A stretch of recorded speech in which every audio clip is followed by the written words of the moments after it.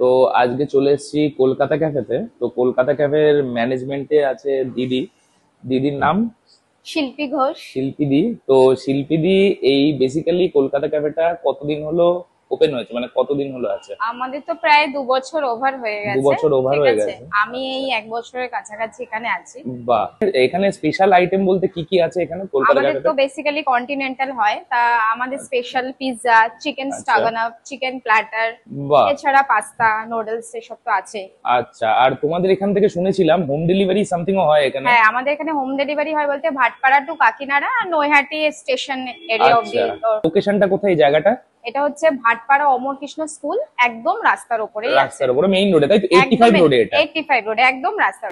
আর দিদি, এখানে পিজার যে কাস্টমাইজ করা যায় নিজে থেকে চাইলে? হ্যাঁ হ্যাঁ, করা যায়। এবার কাস্টমার বেস, সে যদি এক্সট্রা কিছু অ্যাড করতে চায় সেক্ষেত্রে আমরা কিছু এক্সট্রা পে নিয়ে নিই। আচ্ছা, হ্যাঁ, করা যায়, মানে এক্সট্রা অসুবিধা অ্যাড নেই। অন কিছু করতে চাইলে এক্সট্রা কিছু সাম সর্ট অফ অ্যামাউন্ট দিয়ে দিলে সেটা তোমরা হ্যাঁ হ্যাঁ কাস্টমাইজ করে হ্যাঁ দাও। হ্যাঁ হ্যাঁ, সেটা আ- কাস্টমার পছন্দ মতো। আচ্ছা। হ্যাঁ, আচ্ছা দিদি, এই জায়গাটা খোলা কখন থেকে কখন থেকে? আমাদের মোটামুটি 1টা 10-15 থেকে ওপেন হয়ে যায়। আচ্ছা, আর 10:30 11টা অব্দি ক্যাফে ওপেন থাকে।